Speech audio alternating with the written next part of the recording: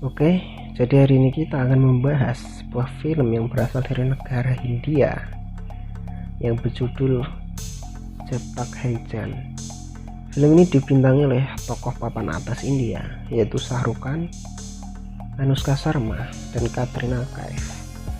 Film ini menceritakan tentang perjuangan sebuah tentara untuk melawan Tuhan karena ia merasa Tuhan sudah memberinya suatu ketidakadilan. Lalu bagaimana ceritanya? Let's go.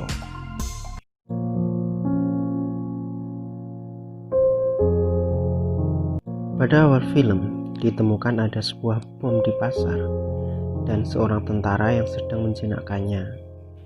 Lalu datanglah tokoh utama film ini, yaitu Samar Anand, seorang penjinak bom yang tak pernah mau menggunakan baju pengaman bom saat menjinakkan bom. Dan dia dijuluki orang yang tidak bisa mati.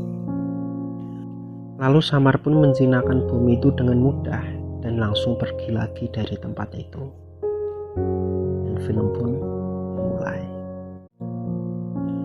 Lalu terlihat seorang gadis yang bernama Akira yang akan melakukan terjun ke dalam laut, tapi saat ia terjun kakinya kram dan ia melihat Samar di tepi pantai. Akira pun meminta tolong, tapi terlihat Samar hanya diam tanpa melakukan apa-apa. Lalu Akira pun pingsan dan saat sudah terbangun ia sudah di tepi pantai dengan berselimut jaket tentara. Ternyata ia diselamatkan Samar saat Akira marah-marah karena Samar lambat dalam menyelamatkannya.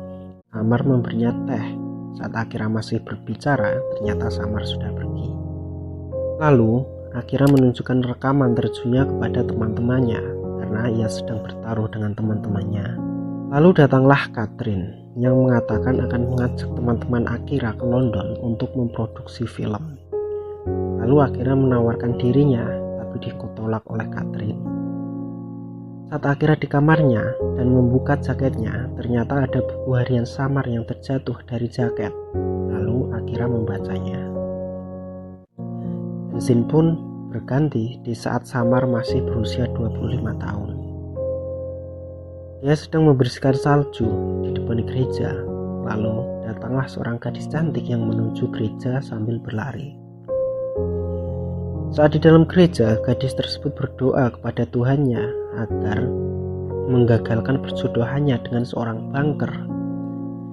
Dan dengan imbalannya, ia tidak akan memakai jaket berbulu, walaupun ia sangat menyukainya.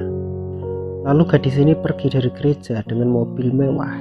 Terlihat bahwa gadis ini adalah orang kaya. Dan tanpa sepengetahuan gadis ini, ternyata Samar mendengar semua doanya. Cerita kembali ke Samar yang berada di kosnya dengan temannya yang bernama Zen yang baru saja bangun tidur. Dan di sini Zen mengatakan kepada Samar kalau ia akan kembali ke India karena sulit mendapatkan pekerjaan di London. Dan ia juga mengatakan kalau kos-kosannya sudah waktunya untuk dibayar. Dan Samar mengatakan bahwa ia akan mengatasinya. Lalu sebelum Samar pergi untuk mengamen, ia memberi sarapan dan beberapa uang kepada Zen.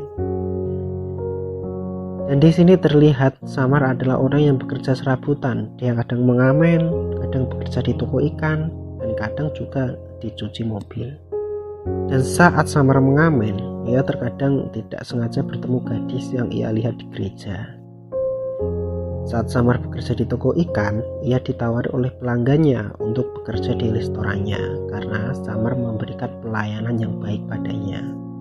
Lalu suatu hari saat Samar bekerja di restoran, di sana sedang ada pesta pertunangan si gadis yang dijumpai Samar di gereja.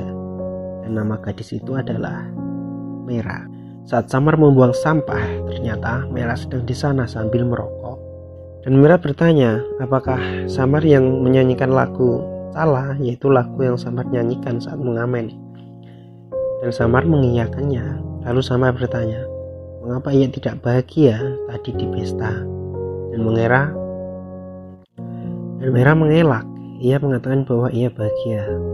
Tapi di sini Samar malah menjawab, kenapa kau menatap orang lain saat dibanggakan cincin oleh pasanganmu?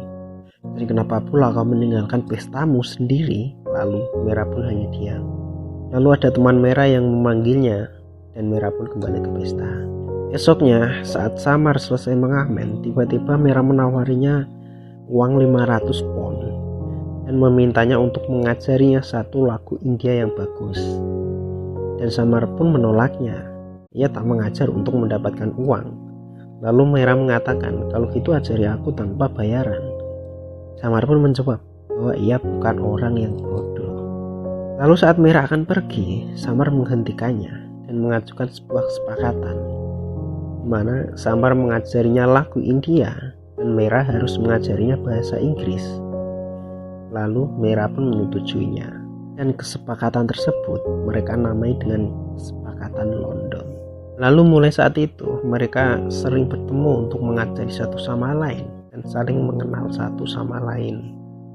Lalu pada suatu waktu Samar di taman bersama Merah, dan Merah menyanyikan lagu yang diajarkan Samar.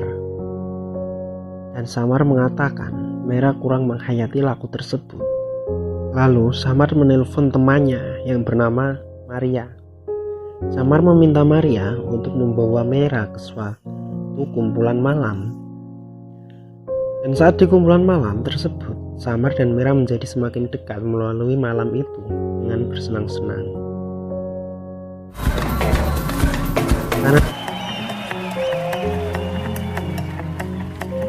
Karena saking senangnya, saat hujan Merah pun tetap tertawa bahagia di tengah hujan, sedangkan yang lain berteduh. Lalu saat mereka di stasiun dan akan pulang, Samar menyatakan cintanya, walaupun ia tahu Merah sudah bertunangan dengan Roger. Lalu Merah pun tertawa, kemudian Samar mengatakan bahwa ia serius. Lalu mereka pun terdiam tanpa kata, hingga kereta Merah datang. Saat Merah akan masuk kereta, Samar menghentikannya dan mengatakan, "Apa kau akan menamparku kalau aku menciummu?" Lalu Samar pun mendekati Merah dan kemudian menciumnya, dan Merah pun tak menampar Samar. Lalu Samar pun pergi dengan mengatakan, "Kamu tidak menamparku." Lalu pada saat pesta ulang tahun ayahnya, Merah menyanyikan lagu India hasil belajarnya. Tapi anehnya ia terus memikirkan Samar. Bahkan saat ia bekerja pun ia terus memikirkan Samar. Lalu pada tengah malam saat Samar bersama Zen, Merah pun mendatangi Samar. Lalu Samar mengajaknya makan mie di pinggir jalan. Dan Merah menceritakan bahwa ibunya meninggalkannya saat kecil dan lari dengan orang lain. Merah juga menceritakan kedekatannya dengan ayahnya, bahwa ayahnya selalu memberikan apapun maunya, dan ayahnya baru sekali meminta kepada Merah, yaitu pernikahannya dengan Roger. Lalu Merah mengajak Samar pergi ke gereja dan berjanji di depan Tuhan kalau mereka hanya akan berhubungan sebagai teman. Lalu Samar berdiri dan mengatakan bahwa ia tidak bisa berteman dengan Merah dan dia tidak akan mengganggu pernikahannya. Samar akan pergi, Merah memegang tangan Samar dan mengatakan bahwa janji ini bukan untuknya, tapi janji ini untuk menahan Merah agar ia bisa menjalani permintaan ayahnya. Lalu Samar pun kembali berlutut dan melakukan perjanjian tersebut. Saat Merah di kantor, ia mendapatkan kiriman gaun dari ibunya, dan ibunya memberikan sebuah surat yang berisi bahwa ia sangat mencintai Merah dan merindukannya. Selama ini ibunya tidak menghubungi Merah karena ia dilarang oleh ayahnya, tapi ia tidak bisa membendungnya saat mendengar bahwa Merah akan menikah. Itulah isi dari surat ibu Merah. Lalu Merah pun menemui Samar dan meminta saran darinya. Lalu Samar mengatakan mungkin Merah tidak tahu apa yang harus dilakukan, tapi Tina tahu apa yang harus ia lakukan. Di sini yang dimaksud Samar adalah nama lain dari Merah yang ia gunakan di perkumpulan malam, yaitu Tina. Dan film pun bersambung.